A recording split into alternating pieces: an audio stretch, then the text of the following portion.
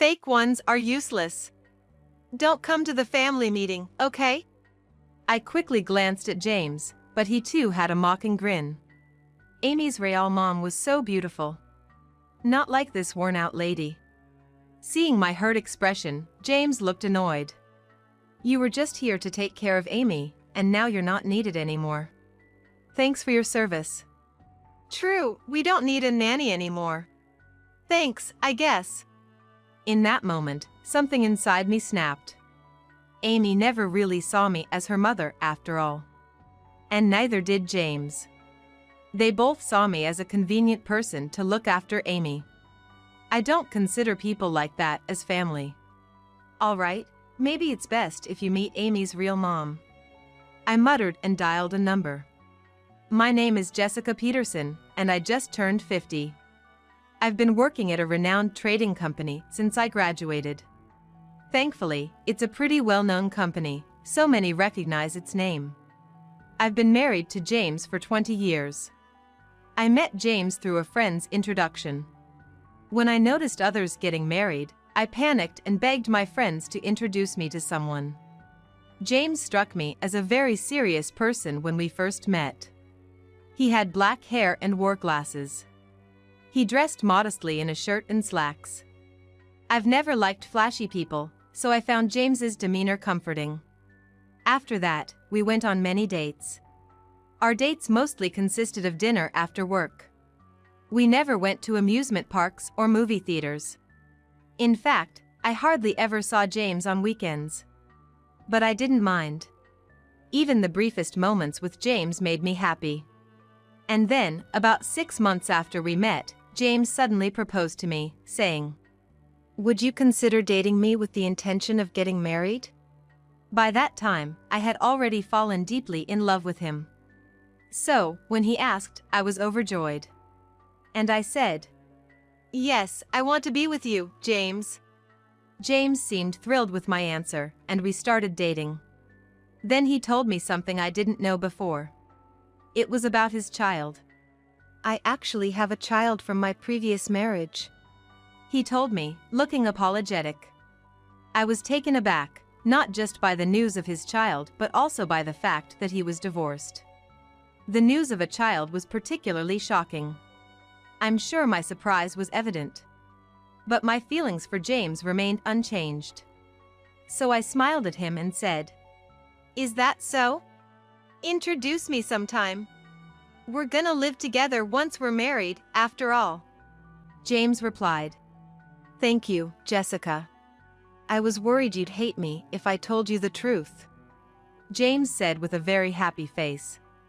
And then, he hugged me tightly. Later on, James introduced me to his daughter, Amy, just once. "This is the woman who's gonna be your new mom," James told Amy. "Nice to meet you, I'm Jessica," I said with a smile. But Amy didn't react at all. She hid behind James and wouldn't even look at me. "I'm sorry. Amy seems a bit shy," James said apologetically. "It's okay. Don't worry about it," I replied. And that's how my first meeting with Amy ended. 6 months later, we decided to get married. James was tight on money at the time, so we opted not to have a wedding ceremony. We just got legally married without a honeymoon. Any girl dreaming of a wedding would probably be upset. James sincerely apologized, but for me, as long as I had James, that was enough. So, I smiled and forgave him. We're gonna have a happy married life. I thought about our future life together. Our newlywed life began, but it wasn't without its challenges. The main problem was Amy. She strongly resisted the idea of living with me. Until then, James and Amy had been living in a one-bedroom apartment, which was too small for the three of us. So, we decided to move to a slightly larger condo. But for Amy, leaving the place she was familiar with seemed really hard. "I hate this place. I liked our old apartment," she cried out loudly. "Amy, the previous place was too small for all of us. Can't you understand?" James tried to reason with her. But Amy just continued to cry. Why do I have to live with this old woman? I want to live with my real mom. She pointed at me and said, Hey, Amy. James started to scold her, but I stopped him. James, it's okay. I can understand it's hard for Amy to accept this new life all of a sudden. Just think of me as a roommate, okay? I told Amy sincerely. Jessica. James looked at me with concern. Amy just glared at me in silence. Despite the initial tense atmosphere with Amy, over time, her attitude softened. Initially, she'd say things like, I don't want to live with this plain old woman. It's so embarrassing, I can't even tell my friends. But I understood Amy's feelings. It must be lonely not being able to live with her biological mother. When Amy was 5, James and his first wife divorced. That's why Amy's memories from that time are somewhat hazy. She would always look at pictures of her real mother, saying, My real mom was this beautiful, not like you. She'd flaunt the photos at me with a smug look. I figured she was probably just putting on a brave face to hide her loneliness. I tried my best to be patient and understanding with her. I'd always take time off work to attend school events, even if Amy was against it. And of course, when she was sick, I'd stay home to care for her. I sometimes got passive-aggressive comments from colleagues at work, but Amy always came first. To avoid being labeled as a plain old woman by Amy, I studied fashion magazines and changed my style. But with household expenses, I couldn't spend much on clothes. So, I made do with budget-friendly outfits. On my days off, I'd take Amy to places she liked. We visited amusement parks and famous tourist spots together. I did my best to ensure Amy never felt lonely. Still, she'd often tell me, You're so annoying, old lady. Honestly, I wanted to talk to James, Amy's real father, about it. But James was rarely at home. He was always busy with work. On the rare occasions he was home, I tried discussing Amy with him. But James just brushed it off. I'm busy with work. You're Amy's mom now, so you handle everything. I don't want to know. He'd often say. I had no choice but to keep trying on my own. Over time, Amy started to change. Tomorrow, I'll need a packed lunch for a field trip. She began asking for my help. The only mom Amy had was me, so I was happy when she relied on me. Leave it to me. I'll make something super delicious. I replied with a smile. You're gonna include fried chicken, right? Amy mumbled. I found this side of Amy endearing. I felt we might eventually develop a real mother-daughter bond. I continued to put in effort to build a better relationship with Amy. Time flew by, and 20 years later, Amy was 25. Now, Amy was an adult with her own job. She grew up to be a stunning young woman. Currently, she works in an administrative role at a small company. One evening, out of the blue, she said, I have something important to discuss. She looked slightly embarrassed. What is it? James asked, intrigued. Luckily, he happened to be home that day. So it might be the right time for Amy to share her news. Well, I'm getting engaged. It's a senior from my company. He proposed to me not long ago. Amy reported joyfully. Really? Congratulations! I responded immediately. Genuinely surprised since I had no idea she even had a boyfriend. That's great news. James chimed in happily. Thank you. Amy smiled. Watching James and Amy interact, I felt a surge of happiness. I'm truly happy for you, I said, tears forming in my eyes. To be frank, Amy was quite a handful. She was often rebellious and took a while to warm up to me. Moreover, with James often away, I had to deal with Amy alone most of the time. Seeing her grow up and prepare to leave the nest was deeply emotional for me. I was deeply moved by the whole situation. As I began to cry, Amy gave me an exasperated look. Then she shot me a cold glare. Good riddance. Now I can finally cut ties with this old hag. She smirked at me. I choked back the tears that had started. What do you mean? Amy responded curtly. Exactly what I said. Think about it, someone as plain as you, being seen as my mom? Impossible. Did you really think you became my real mom? I thought Amy was slowly warming up to me. But I was apparently wrong. No need for a fake. Don't bother coming to the family gathering. She scoffed. I instinctively looked at James for support, but he too had a mocking grin. Amy's real mom was beautiful. Not like this faded old woman, he remarked. James, that's harsh. Defeated, I murmured. Seeing my distressed face, James seemed annoyed. You were just for taking care of Amy. You're no longer needed. Thanks for everything, he said, laughing. Right, we don't need childcare anymore. Thanks for the effort.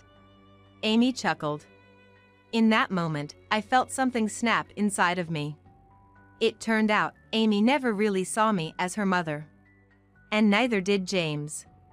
To them, I was just a convenient caretaker for Amy. They were not my family. The two of them joyfully discussed their complaints about me. Quietly, I left the living room where they were seated. Perhaps the family gathering would be better off with Amy's real mom, I whispered to myself. Then, I dialed a certain number. A week after Amy's engagement announcement, today was the day for both families to meet. Although I wasn't invited, I secretly arrived at the venue. Why? Because right after announcing her engagement, Amy had demanded something from me. You're embarrassing, so I don't want you at the family gathering. But you have to cover the cost. My fiancé is paying for most of the wedding, so we're taking care of this dinner's expenses, she said with a smirk. I didn't appreciate her entitled expression. Naturally, I protested. Why should I pay for a dinner I'm not even attending? Let James pay for it. But Amy's mood flipped immediately. You know Dad doesn't have much money. You have a good job at a major corporation, so just shut up and pay, she yelled at me. I couldn't agree with what was happening, so I didn't respond.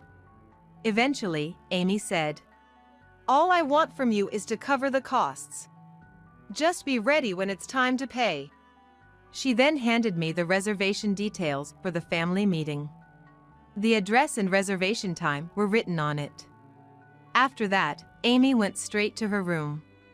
Recalling that incident, I was in a room adjacent to where the family introduction was taking place. I had previously asked the venue's staff to book the neighboring room for me.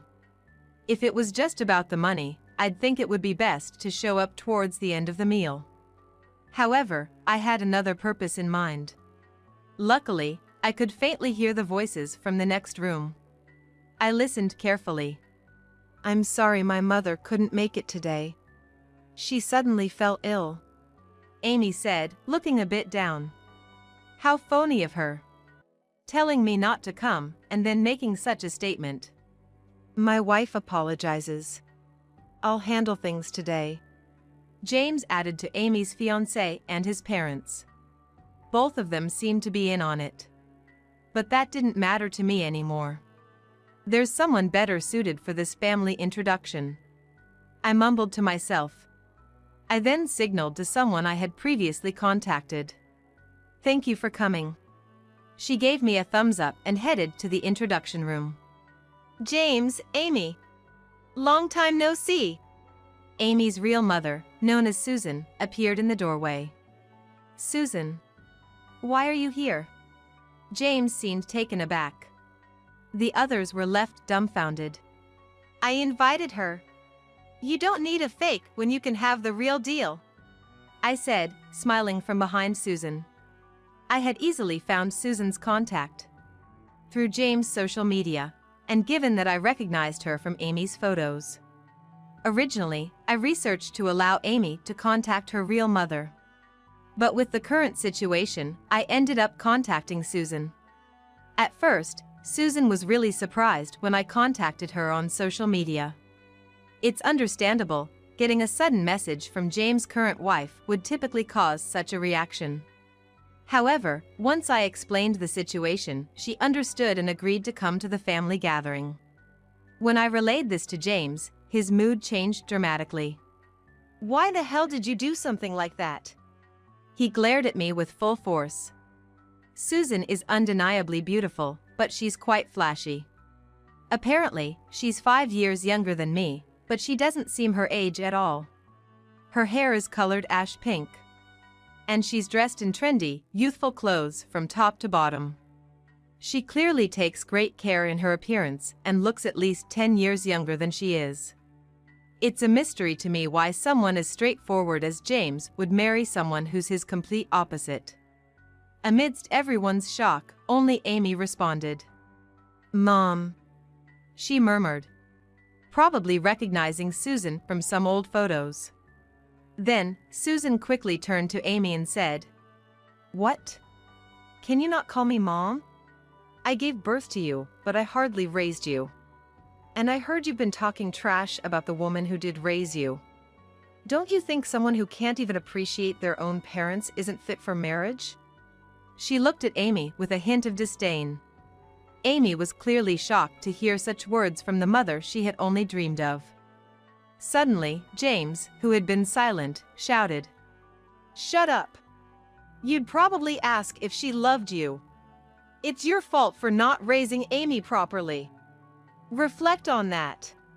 But, Susan replied without batting an eyelid, "It's your fault for always cheating, right? Weren't you the one who wanted custody of Amy because you needed an heir? Even when I begged to see her, you ignored me. In the end, wasn't it Jessica who took care of her most of the time? You didn't raise her either." She fixed James with a cold stare. "What do you mean, Dad?" Amy asked, clearly shaken by this new revelation. Taking a deep sigh, Susan said, "It doesn't matter. A child who belittles a mother who's raised her for 20 years. I don't need you. But your fiancé will marry you, right? Lucky you found someone who wants you." She chuckled. Amy was clearly taken aback by Susan's words. And her fiancé looked pale as a sheet. His parents, eager to leave, were whispering to him urgently. "Why should I need Amy or James? Besides, James, you're cheating right now, aren't you?" I dropped the bomb casually. Actually, I had hired a private investigator to look into James' affairs. The results were damning. Turns out he's dating 2 girls at the same time. Both from his own company. Showing the findings to James, his face turned an obvious shade of blue. "Well, it must be hard juggling 2 relationships at once. Must be tough being so popular," I said with a smirk. James was so shocked he actually got down on his knees. "Please, don't tell the company. You know what will happen to me." Sweat was dripping from his forehead. By this point, Amy's fiancé and his parents, only muttering a quick "Excuse us," fled the room. Considering his upright demeanor, he probably didn't want anything to do with Amy, with all her family drama. "Wait!" Amy shouted as she rushed out of the room, trying to catch her fiancé. James works at a small IT company. If this gets out, he'd surely face a lot of flack. But I had no intention of letting him off the hook. It's too late. I've already sent evidence of your affair to the company. It'll probably arrive by Monday, don't you think? James stared at me in disbelief. "Oh my, drama at the office from Monday? That's gonna be entertaining," Susan said, laughing hysterically. James approached me pleadingly. "Come on, do something about it. We're a married couple, aren't we?" James begged, but it was too little, too late. "We're getting divorced. I've gathered all the evidence." Hearing this, James visibly deflated. In the end, Amy's engagement was called off. Her fiancé was adamant about the decision. "I misjudged Amy. Not only does she lack gratitude for her upbringing, but she also treats those who cared for her with such disdain. We're done with the engagement. At work, just consider us colleagues. Her fiancé supposedly declared this with a piercing look. Given the embarrassment at the family gathering, the end of the engagement seemed inevitable. Eventually, Amy resigned from her job. Seeing her ex-fiancé every day at work was taking a toll on her mentally. Now, she's reportedly staying home and avoiding going out. She really brought it on herself. Before long, my divorce with James was finalized. James had repeatedly expressed his hope for reconciliation. Can't we give it another shot? I'm just renting my current place, and I hardly have any savings. I've been fired from my job. I can't make ends meet this way, James lamented. As it turned out, James had been let go from his job. Following the evidence I sent, the two women he had affairs with were summoned to HR. It was then revealed they were both involved with James. There seemed to have been quite the showdown. Ultimately, the office romance was deemed too scandalous, and he was strongly advised to resign. It was basically a firing. Moreover, James was already 55 years old. He's having a tough time finding another job. But I had no intention of forgiving James for his actions. So, with the strong persuasion of my attorney, I managed to get the divorce finalized. James is truly backed into a corner right now. Though he doesn't have a job lined up, he still needs money to live. He spent so much on his affairs that he hardly has any savings left. Apparently, he's now even behind on rent. If only I hadn't cheated, James sobbed over the phone. But James's cheating is like an addiction. It's unlikely he'll ever change. Perhaps because of James's situation, I've started receiving calls from Amy lately. Because of Dad, the landlord's been on my case about overdue rent. It's the worst. Since you're my mom, come pick me up? Amy casually said such things. With a sigh, I responded, "We're divorced, so you're not my responsibility anymore. I'm just an imposter, right?" Emphasizing the word imposter, Amy was silent, probably feeling like she'd been hit where it hurts. Seizing the opportunity, I continued, "Why don't you rely on your real family, your dad? Or better yet, get a job and take care of yourself? You're an adult after all." I firmly told her. What the hell? I heard Amy fussing on the other end, but I hung up. "Goodbye," I murmured and then blocked both Amy and James's numbers. Since then, I've made a new friend. Hey there, Jessica. Long time no see. Susan came running towards the meeting spot, waving her hand. Truth be told, after that day, we really hit it off. We had quite the animated chat about James. It was mostly complaints, but we found so much in common to empathize with.